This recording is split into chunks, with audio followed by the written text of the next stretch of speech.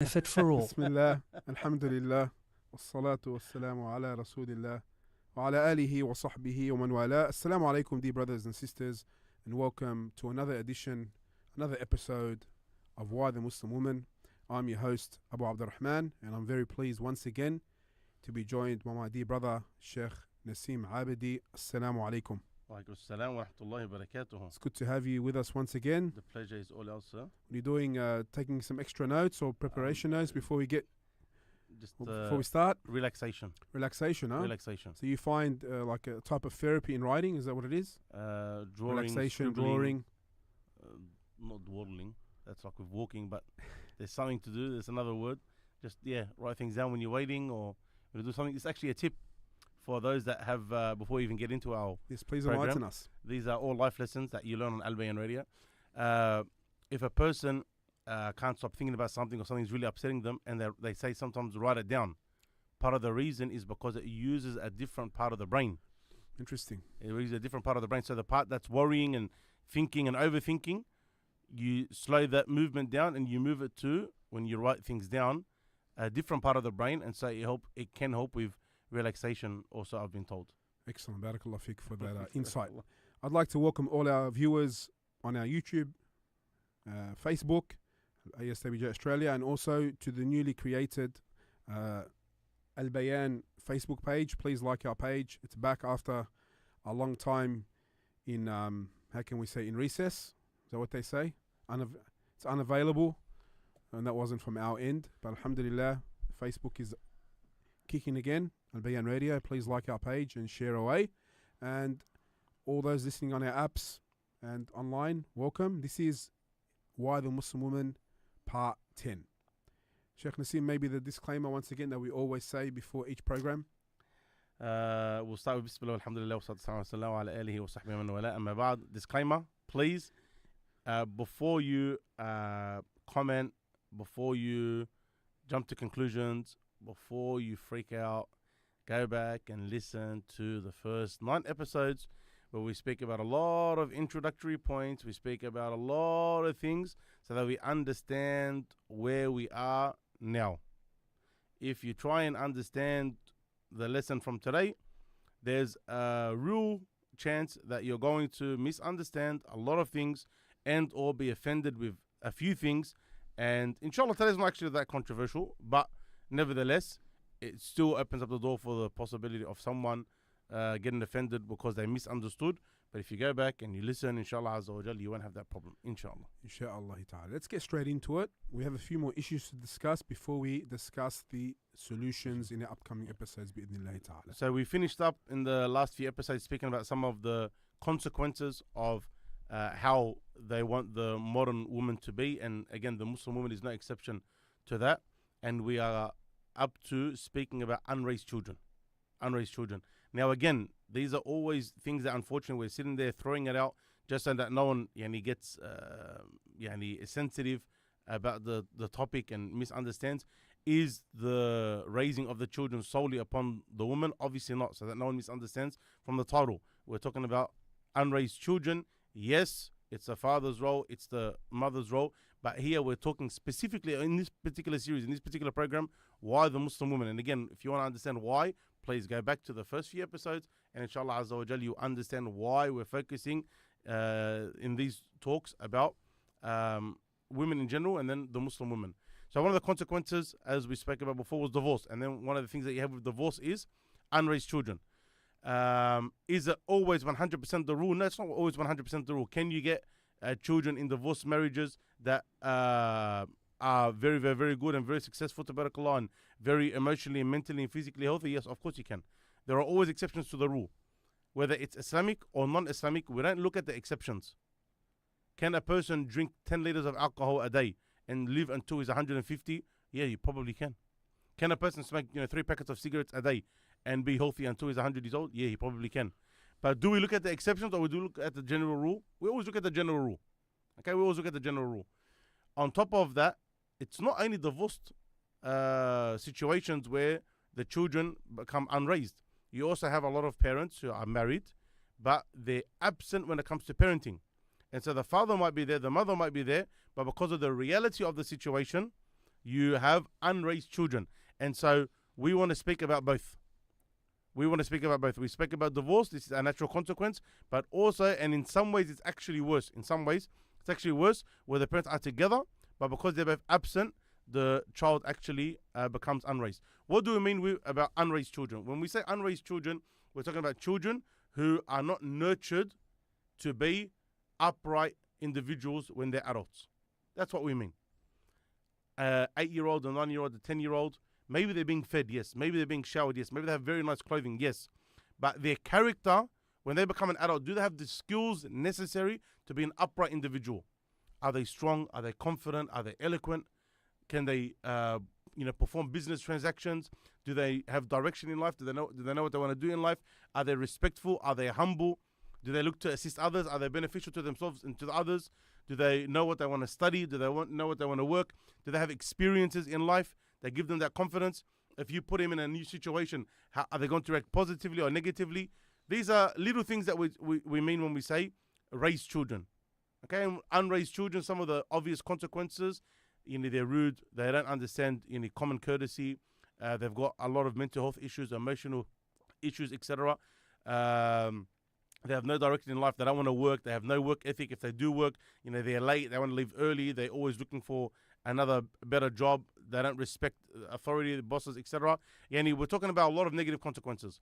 Now, a lot of people will completely agree that we're going to use the term duds, okay, but in a somehow politically correct way. Meaning? A lot duds as in failures, unmotivated, not unmotivated. They're not at the center that they should be. They're like lemons, They're lemons. Yeah, when the car's a lemon, it's meant to be a good car, but you buy it and it's just got 1,000,001 problems.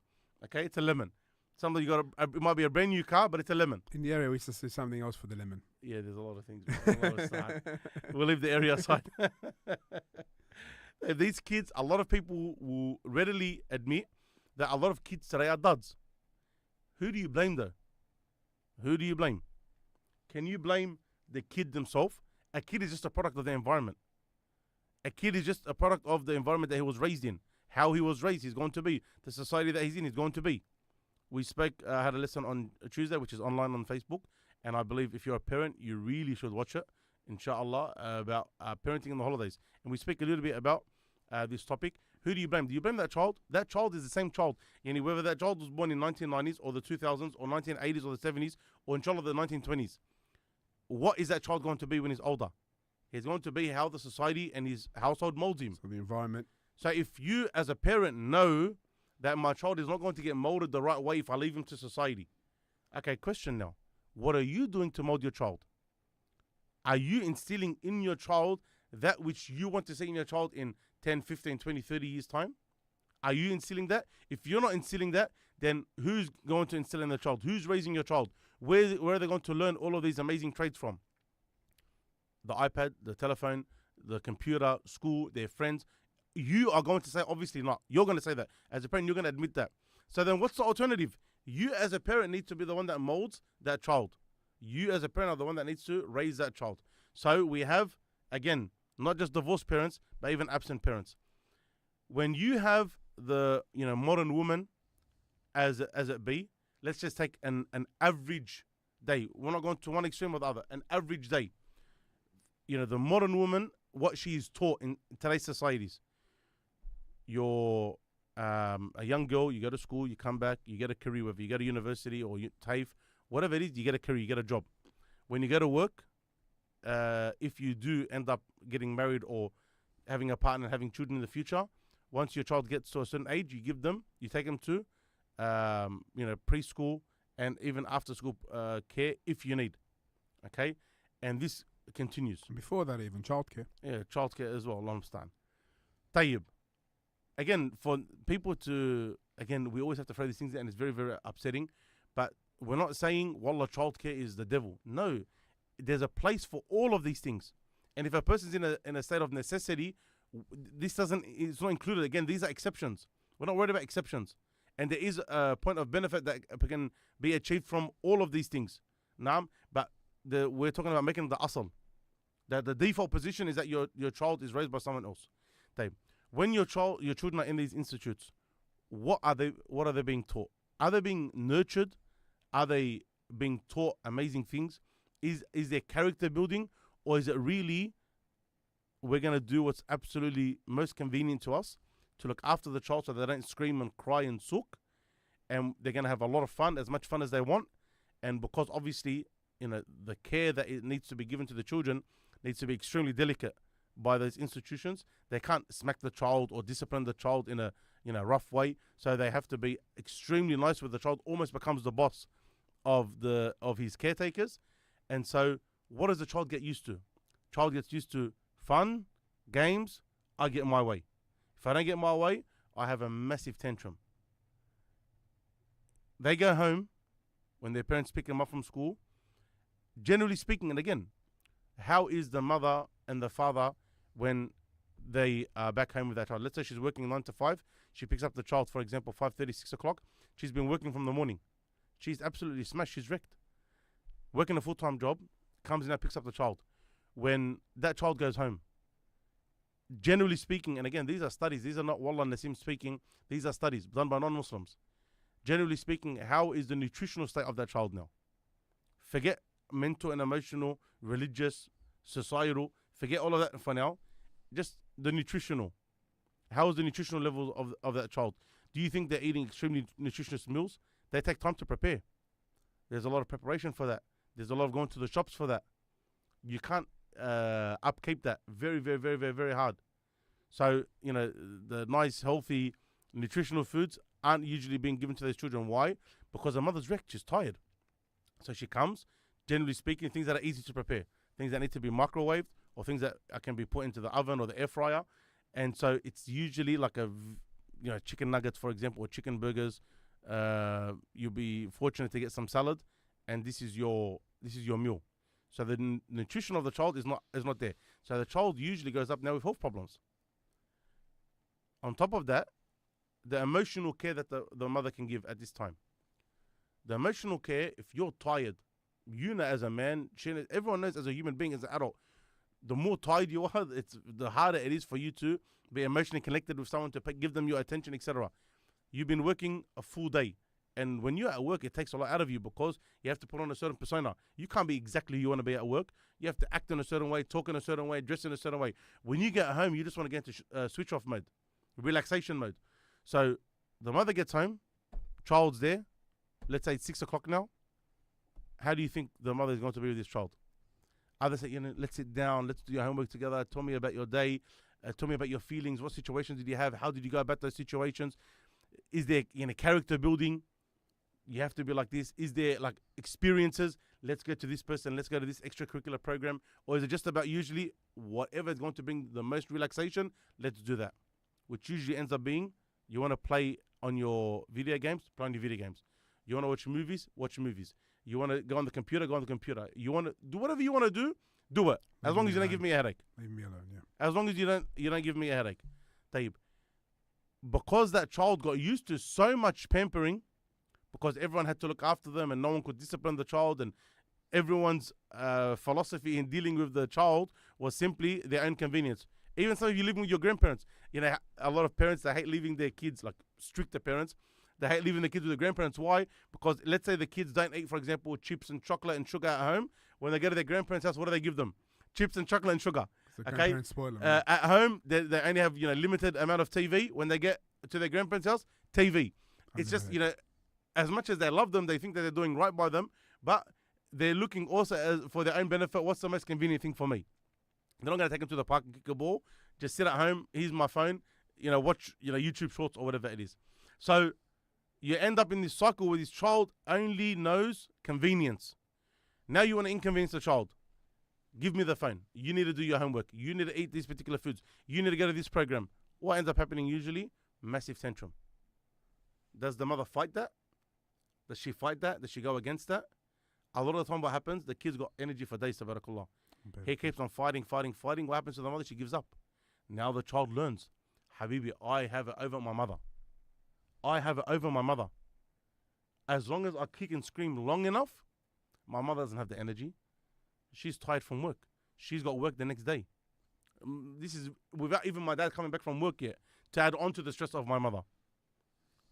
point being is, was that child able to get the nurturing and the care that he's required to receive in order for him to be an upright individual later on in life? No. Again, go look at the studies, go look at the research, forget a Muslim program, go look at a non-Muslim program. Children 16, 17, 18, 19, 20 years old, how many of them are self-harming? How many of them are diagnosed with extreme anxiety, with extreme depression? How many of them are committing suicide? How many of them, even if alhamdulillah they don't have any of these issues, how many of them are doing things like sexting? Trying to get attention of the opposite gender, especially the girls. They're trying to get attention of the opposite gender because they're empty inside. They want that attention of others, so they do things, they degrade themselves, and they don't realize the consequences and what it brings later on. How many of them are unfortunately falling into that? How many of them are running away from home? How many of them are taking drugs and substances like alcohol? How many of them are doing this? We can sit back and say, no, Sheikh, you can't say that, you can't say that, you can't say that. No problem. Let's look at the reality. Again, we said from the beginning, we are happy for people to disagree with us or to say, no, what you're saying is wrong, but it has to be based on one of two things. Number one, you have to bring religious evidence that we're wrong. What you're saying is wrong according to Quran and Sunnah, we'll remain silent and we'll obviously accept. Or number two, you bring us facts, you bring us reality, you bring us studies, you bring us experience, so that we can say, you know what, we apologize, we were wrong in this. It's not as big as a problem as we thought it was, whatever it may be. But the reality of what we see and what we read and what we hear, this is something that you can't deny. Now, and again, these are backed up by studies also. So the child gets to this age. Let's say, alhamdulillah, they have no issues. They have no issues. How many, alhamdulillah, you're a mature adult now, and you meet a lot of kids. Tabarakallah, you've got a few kids yourself, more than a few kids along yourself. You meet many of their friends, you meet many of the people at the gym, you meet people at the masjid, you meet people at schools, etc. No. How many 18-year-olds do you meet? They either have already dropped out of school or they're finishing the HSC, and you say, what do you want to do? And they say, I don't know. How many have you met like that? Heaps. They're probably the majority nowadays. What do you want to do? You're like, I don't know. What do you mean you don't know? I would say that it's very rare to find not only someone who knows what he wants to do and has some goals and aims, to find someone who is upright, ambitious, has goals and aims. They stand out, and sometimes you see brothers like that, or you hear of sisters like that. You say Allahumma barik, they're excellent to be future husbands or wives, and they're standing out because, as you said, the majority are not like that anymore. The standard is so low. So again, all of this is a consequence of unraised children, whether it's in a broken home where they didn't get the nurturing that they needed because it's a broken home, or because there are parents there but they're absent parents. And why are they absent parents? Because of reasons X, Y, Z. Okay, because of reasons. If someone turns around and says, okay, what about the mother who have the ability to raise their children and they don't? Well, that's even worse. Okay, but that's a whole other topic, and that still falls into what we're talking about today. Okay, that you're not the main caretaker and you don't need to sacrifice, and you worry about yourself and you do you, and you've sacrificed for everyone else. Now it's time to focus on yourself. All of that kind of stuff. Then this is also a consequence. And also, of that. Once again, I don't want to keep repeating the disclaimer. This program is about why the Muslim woman. So obviously, if the sister is doing excellent, the woman is doing excellent, and the father is neglecting, which causes the child to stray, to look for attention from the wrong crowds and the wrong people. This is addressed in another time in another topic, but it's there as well. It's not saying it's not there like 100%. It doesn't exist. 100%. What are we moving to? We're still on the same point. So from here we move to the reality that you as a parent have the responsibility to raise your children. Every action has a consequence. Every action has a consequence. Consequences are good and bad. Consequences can be good or can be bad. If you do not want to invest in your children, or if you think that your life is fine and there are no issues with the way you're bringing up your children, if that's your reality, then that's not an issue. But just be ready for the consequences when they come later on. A lot of consequences I'm not saying overnight. They take sometimes years to show their reality. If you're happy living the way you're living, and you want to pull the curtain over your eyes, pull the wool over your eyes, that's up to you, no problem. You can remain like that. You can ignore everything that is said. You can call us liars. You can say people are overdoing it, no problem. But you have to deal with the consequences. a lot of telltale signs are seen in our children from now. The way that they disrespect us, the way that they don't succeed in even their schooling, the way that they are with their relationships with others, the lack of confidence that they have, etc., etc., etc.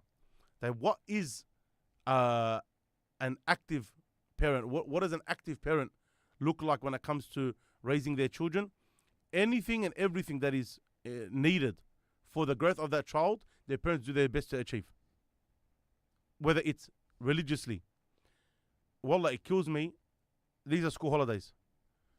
Parent can't teach their children Quran. Why are you, as a parent, 30, 40, 50 years old, not able to read the Quran? Why? Why? What is so important in your life that you have gone 30 years, 40 years, 50 years of your life not knowing how to read Quran properly? Is the Quran that low on your priority list that you could not sacrifice 1-2 hours a week maximum to learn how to read the book of Allah subhanahu wa ta'ala? Very good question. If you don't have someone who doesn't have something can't give it. These are 2-week holidays. The religious upbringing of your children. How many times do you come across wudu? Yeah, I know how to make wudu, and the guy's shocking wudu. Break wudu. Yeah, I know what breaks the wudu, and they got no idea what breaks the wudu. They're like grown men and women. When we teach Sharia classes, when we get to the chapter of wudu and what breaks the wudu and what doesn't break the wudu, like people are freaking out. These are like 30, 40-year-old women, 40-year-old men. And they're freaking out about the basics of their deen that they've been living their whole life wrong doing. About salah, same thing. Are you looking after the religious needs of your child? If you don't have the ability to teach them, why? Okay, where's the effort that you need to put in for you to be able to teach them? The emotional needs of your children. For you to actually speak with your children, connect with your children, go out with your children. Give your children experiences. Let them be happy. If they're sad, what makes them sad? If they get triggered, what makes them triggered? So you understand how to communicate with them. If your child has an issue with taking criticism, well, what are you going to do? You're going to let that child go? He's going to live his whole life. Anyone that gives him any criticism, even if it's 100% correct, and it's going to make him a better person, or it's 100% relevant, like it's from a boss or from a teacher, he's going to get upset with them. You need to explain to your child, Habibi, you need to learn how to take criticism. And you need to look at the reality. Don't just become defensive. Now you can, again, not just children, adults. You say anything to them, they get upset, they get offended. Certain types of people. They never receive the training to understand, hold on a second, if someone criticizes me, let me pause, let me think about what they are saying, and let me take it into consideration. Is it correct, yes or no, based on the facts? No, it's not automatically defensive. Problematic. The mental well-being of your children, the character building. Does your child know how to act as a mature being? We look at children as if they're dumb and they're stupid and khalas, they just watch movies all day and just play, and then when you're 18, flick the switch and be a very, very, very mature adult. No. You have to teach them from when they're young. Allah barik, a 10-year-old understands. A 10-year-old understands. That's why he has to pray. As a parent, you have to get him to pray next to you. It's an obligation, and he sinned if he doesn't. But you, as a parent, need to make sure from when he's 7, you teach him the prayer, and from when he's 10, it becomes enforced. No, yalla, it's on prayer because they understand. They understand. The level of discipline is higher. Why? Because they know right from wrong. They're really getting there. So when your son is sitting, for example, he's got his feet on the couch. When is he going to learn that you don't put your feet on the couch, for example, especially in certain cultures? When's he going to learn that? If you didn't teach him that, when's he going to learn it? We learned that. Yeah, we learned that the hard way. When's he going to learn how to shake someone's hand? I know, I think I've mentioned it so many times here, and I mentioned it in my talks and everywhere. Like, sometimes, like, you shake a brother's hand, you're like, man, like, is he like a mahram for me or not? Like, why are you shaking like that for? Give you a tap. Like, tap. It's like a little touch. It's like, what the heck? Shake like a man. Shake like a man. Your handshake says a lot about you. It's very important in society to know how to shake hands. If you know from the masjid upstairs who's a kid that's strong, who's a kid that's confident, who's a kid that you'd want to marry your daughter, who's a kid that you would not want on your football team, you know just from the handshake. These kids are going to get out in life, in society, for work, etc. The way that you talk, the way that your child talks, is he like squashed up? Is he too broad? How is he? You got to advise your child. Little things like teenage boys. You have to, as a parent, the mother, and this is a lot of when the father comes in, because the mother is like the primary nurturer of the child up until a certain age, and then when they get a little bit older, the father really needs to step it up. But again, this is when the father and the mother are working hand in hand. And we said this before in the previous episodes. The parents, the way that the modern world wants to make the relationship between the husband and the wife is that they are like competing against each other. Who's got more control? No, it's a partnership. Between the husband and the wife, it's a partnership. They complete each other. They're not against. They don't compete. They complete each other. SubhanAllah, it's just the one letter difference. Yes. Now, the L, maybe we can make that something special. Complete, compete. It's still that when that love is there or something like that. We have to come up. Yeah. We have to come up with something like cheesy. Maybe the tech man. Tech man, I think inshallah he's awake. Maybe the tech man can come up with something cheesy for us, inshallah. We're gonna come up with something new for the tech team. We're gonna call them the production team. Yeah. No, that's a very high standard, tabarakallah. Production? Too high. Yeah, so even he says Tech team? Yeah, too high. I think tech team sounds good. It's got a ring to it. Now, when they're completing one another, then they can work even the way that they talk. Habibi, I spoke to our son today. I think as a man, you need to speak to him about these things. Again, he appreciates that. He likes that. Okay, as opposed to, you don't do anything for your children. Right? Like, you don't need to fight with each other. If the relationship is there, the relationship, alhamdulillah, is happy, it's healthy, these things, again, they work together. How many young boys do you sometimes stand next to in prayer, or you meet them out, and they like stink? Why? Because they don't have deodorant on. You, again, human beings, sometimes we think, man, that kind of person smell his bad smell? No, again, scientifically, no. There's something, I don't know how it works scientifically, but whether it's a good smell or a bad smell, you become accustomed to it. That's why if a person, akramakallah, is in the bathroom, and he knows that there's a bad smell, but after like a minute, he doesn't smell it anymore. He becomes completely accustomed to it. Same thing with bad smells. A bad smell might be right there on a person, but he doesn't smell it. Why? Because he becomes completely accustomed to it. Some other person will be almost about to vomit, where he won't even, he'll be completely oblivious. Same thing with perfume smells. You smell perfume on, you smell amazing, but you can't smell it. Why? Because you became accustomed to it. Whereas you go stand next to someone else 3 meters away, and they're like, mashallah, tabarakallah, it's a beautiful, amazing perfume. And you can't even smell 1% of it. Why? Because you become accustomed to it. So these young kids, they don't know that they smell bad, and they had no one to teach them. Like basic things of the fitrah. Basic things like, shaving your underarms, shaving your pubic region. Our kids don't know. Girls don't know. Like, it's something that you would think everyone should be knowing these things. But they don't. Why? Because no one taught them. No one taught them. As parents, what do you think your role is? Your role is to ask yourself, at 25 years old, how do I want this young boy to be? How do I want this young girl to be? And to start to instill that from now. To start downloading that from now. Because if you don't, no one else will. Everyone else just assists. The sheikh, their school, their friends, your relatives, they just assist in the process. They just decorate the cake. But the one who needs to make the cake is you as a parent. So whether it's their religious, their emotional, their character building, their mental state, that all goes back to you. You have to do it. If the child is given what he wants, what's going to happen? Then he's just going to run wild. I don't know if anyone is into horses. A lot of people love horses. They don't know exactly how horses work. A horse is another mind of its own. That's what it wants. What do you need to do as a trainer and as a rider? You need to force the horse to do what you want, and you reward it when it does something right until it learns, this is the right way. Let me not give myself headaches. Let me just go with the flow. But if the horse mucks up a little bit, and it does, it will test you. The horse mucks up a little bit and start to do what it wants to do, and you leave the horse, it now knows I'm in control, meaning the horse. I'm in control, and I'll do whatever I want to do. So what ends up happening to the rider on top, the rider is struggling and is fighting. Sometimes he gets thrown off. Why?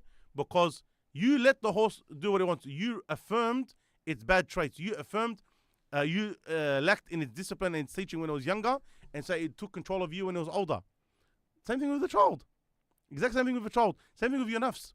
If you don't discipline and control that nafs from when it's young, and you don't nurture it to be what it should be when it's older, the nafs is going to choose, the child's going to choose whatever's convenient for it.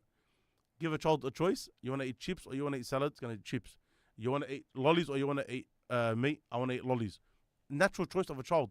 You want to sleep at 1 o'clock in the morning or you want to sleep at 8:30? I want to sleep at 1 o'clock in the morning. You want to go to school? You want to stay watching TV all day? I want to watch TV all day. If you give the child what they want and not what they need, you are directly assisting in the demolition of your child, in the destruction of your child. Again, these things are used as rewards, as free time, as sometimes for them to refresh. No problem. They have to have that as kids, but it's not the principle, it's not the core of who they are and what your role is as a parent. You need to assist them in that journey. You need to raise them. So you need to be there as a parent. And all of this talk of a woman can do it while balancing a job and balancing this and balancing that, it doesn't work. And that's why the talk shifted. It went from a woman can be, this strong, amazing woman who works full-time, blah, blah, blah, and raises a family, to now being, oh, well, you can't just put it all on the woman. One, it's not her primary role, and stop talking like that because it's sexist and it's misogynistic. And where's the father in all of this? Again, the father has his place, but the primary upkeeper of the family in terms of nurturing, especially in the early stages of life, is the mother. In any which way you look at it, religiously, scientifically, historically, however you want to look at it, it's the mother. Naam. So the mother needs to be there, and she needs to be available for it. Mothering, being a mother is not an easy job. The mother is a university, according to the famous statement. Being a mother is not an easy job. It's hard, very hard. But it's so rewarding as well. It's very hard. It is extremely rewarding. Why would I, for example, if you're a professional football player, okay, we all know I'm a bit of a rugby league player myself, tabarakallah. Well, I'm not going to bring up my career when it lasted. If you're a professional rugby league player, okay, you play, for example, for the NRL or any other professional, any other professional athlete, you don't have a second job. How about AFL? Play AFL as well? Yeah, for the brothers south of the border. You don't have a second job. That is your full-time job. Why? Because you can't, for example, go work in the office 9 to 5 and train in the morning and train in the afternoon and travel, and then you're not going to be able to maintain that standard that's needed. You need, if you're going to be at that high standard, of NRL or AFL or whatever it is, you need to be like completely immersed in it. You need that is your full-time life. Beautiful, amazing. Now, for those, the ones who are a bit older, and I remember those days, they used to work before back in the day and train twice a week. But now the game is completely different because there was more a local competition. That's right, because the standard wasn't as high. And now it's big money involved, TV, and it was TV back then, but now every game is live and the contracts are so much more and they're paid a lot more and there's more into it. If you were to get those players that played before and put them up against the players now, they wouldn't last 15 minutes. Like those players used to have like almost unlimited interchange, have a rest whenever you want, have a break whenever you want. They were a lot tougher physically, but they didn't have the skill level. They didn't have the skill. They didn't have the ability. Okay, as the ones that they do now. They had a lot of ethic. They had a lot of passion. They had a lot more things that were better, but they didn't have the standard that it is at today. They would never be able to compete. They would have to leave their full-time job and go there. I think it was 4 changes back in the day as well. It wasn't unlimited. Unlimited came in and they removed it. And they removed it. We were younger, yeah. 4 changes as well. It was only 4, yeah. They were a different breed. There was no blood bin. What's Mr. Lyons? What's it? HIS? You get knocked out. You're out. Your mate picks you up and go for take another hit up. It was different. Tough. Okay, it was different. But now, if you want to maintain that standard, it's a good example that times change. And things change. You got to work with as a parent as well. The environment may change, but you have to adapt as well. If you are a parent, it's very hard to do anything else. It's very 100%. Hard. Even the emotional toll, that it takes on being a parent. Like for example, mothers at the end of the day, like they're smashed. It's taxing. It's very taxing. How are you gonna go work a full-time job? If you just a full-time job, you come back, you're smashed. How are you gonna come back from a full-time job and then do another full-time job? It's hard. So something has to give. What's going to give? Is your work going to give? Your career going to give? Your work hours, your finances going to give? Or is it your family going to give? If a woman does not need to work, again, need is a completely different thing. Just looking after her children is big enough. But wallah, the return on your investment is going to be amazing. In both worlds, inshallah. Both worlds. Because the children that you were mentioning before, those amazing children, they have usually, you'll find, common denominator in all of them, Allah barik, amazing parents. 100%. As a teacher of kids, like we get upstairs right now, there's a kids program. Allah will bless all of the Muslim youth. Ameen. You get upstairs and there's a kids program. Without knowing any of the children we could very easily say who's got good parents and who doesn't, without knowing any of the children. Because you just know the way they carry themselves, the way that they speak, the way that they listen, the way that they're disciplined. You already know who's there and who's not. Yeah, most of the time, generally speaking, it's evident. That's the general rule. Again, not about the exceptions. Some kids may have health deficiencies or whatever it is. Put that aside. The general rule is you can very easily go to, we speak to teachers all the time. We've got so many friends and family as teachers.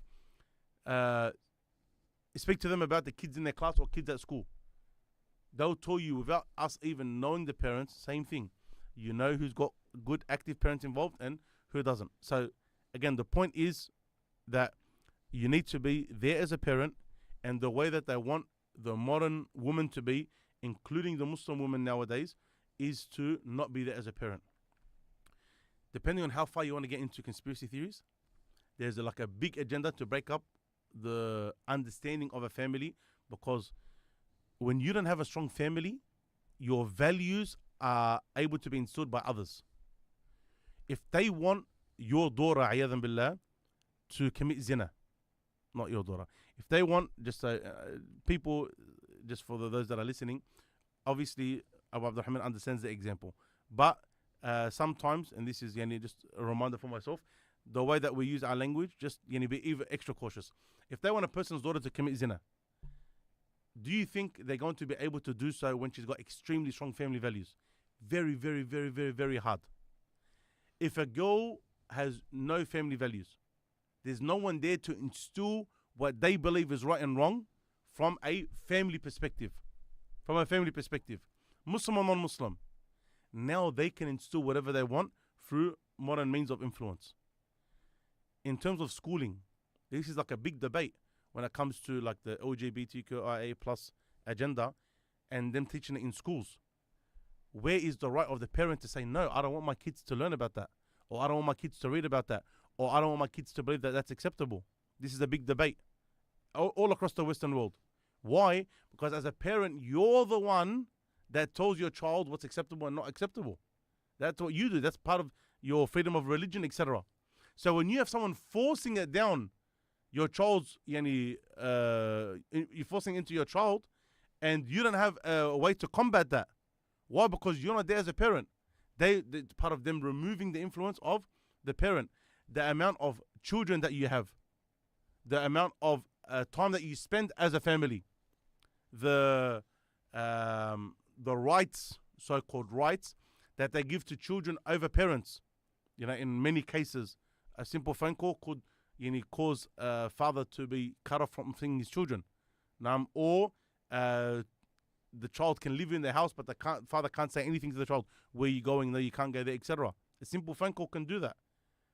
People need to be very careful, because when they're removing this influence of a child, they can do whatever they want after that.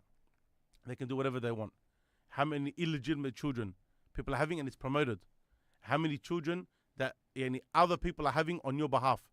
And how much money does the government spend on other people raising your children? Like we said, preschool and child care and after school care, etc. The government is throwing money at it. Why?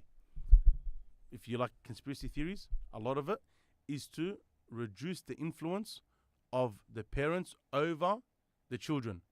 If you look at movies, every single movie today, what do you see is the common theme?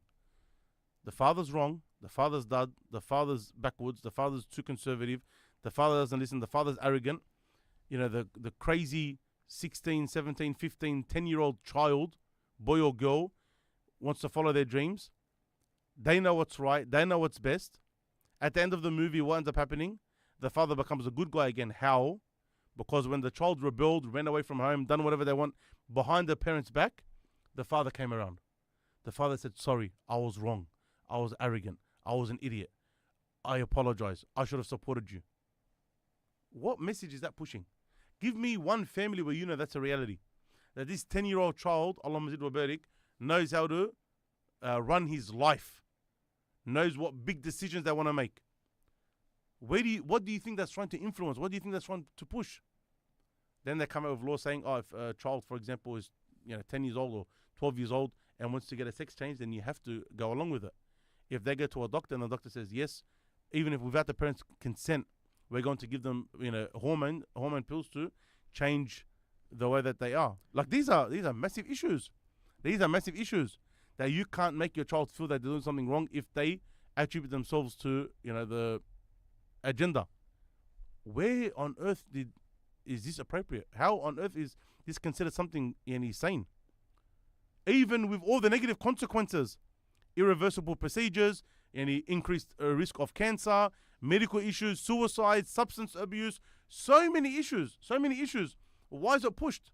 To break up the family, because again, once that family is broken up, once there's less influence on the child, they can push whatever they want onto that child. It's quite interesting because they can't drive until they're 16, 17. They can't drive they until can't drink they until can't they're drive 18. without an adult. They can't get married. They can't get married. They can't get married. They can't drink 18 alcohol. generally. They can't buy cigarettes. They can't do anything. But now you're saying that they can change their gender. And again, not for something. Well, we're not talking about a child. Their parents don't give them salad, and there's a lot of nutritional benefit in salad, so they go down to the local grocer, and the grocer gives them, lettuce and tomatoes and cucumbers for free, and that's part of a government program. That's not what we're talking about. We're talking about something proven to have so many health side effects, so many health problems, irreversible procedures they'll never get back. And it's like it's sponsored by the government, or it's pushed by certain institutes.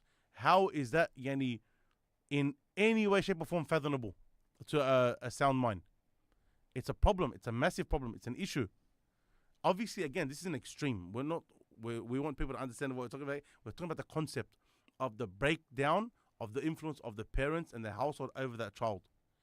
Believe me, any parent out there is a big difference between active, involved parents in that child's life and how that child comes out. This is from the means. Everything's in the hands of Allah subhanahu wa ta'ala. We try our best. But as a general rule, how that child comes out and between someone who's not there. Wallah, we see both. We deal with both. As we said, every action has consequences. You either live with that reality, or ayadhan billah, you live with that reality and achieve amazing things, inshallah, or ayadhan billah, you can ignore that reality and do the consequence later on. How far it goes, Allahu a'lam. Well, it's very important to have a functioning family unit at home, setting the environment at home, parents who are working for the same goal, knowing that this life is a temporary life and the next life is the eternal life, where our aim is Jannah. Our aim is to get to paradise and to work towards that. And that starts at the home. The child is born into your home. The parents are figures of trust and authority in the home, and they have to educate the child and provide that environment. As the child gets older, as they need that friend, especially the father figure, especially for the male. The boy growing up, he needs that, that father, his friend, someone he can talk to, someone he can relate to, someone he can open up to. If the father's not there, he's going to look for it somewhere else. And likewise, the woman, the young sister, similar. So it's very, very important to set the family unit, a good functioning family at home who want the best for themselves and for their children. Sheikh Nassim, anything else you'd like to add before we wrap up? Just, again, anyone that doesn't agree with what we're saying, as long as it's based on those two facts, I'm happy to, and you're happy, and everyone's happy to change their stance, whether it's religious and or based on reality. If you don't believe what we're saying is religiously wrong, or you don't believe that realistically what we're saying is incorrect, then don't be negligent of it. Just like we say, if you're a Muslim and you believe in Allah, why don't you follow Allah subhanahu wa ta'ala? If you know that this is a fact, you know that it's a reality, don't be negligent. Don't be lazy. Don't ignore your children. Be there, be involved, so that inshallah azza wa jal you can raise these amazing children. Barakallah fiqh, Sheikh Nassim, and I'd like to thank all the brothers and sisters who tuned in. Inshallah, we'll be back for much, much more on Albayan Radio in the future, so please stay tuned and spread the word. Until next time, Assalamu alaikum wa rahmatullahi wa barakatuh.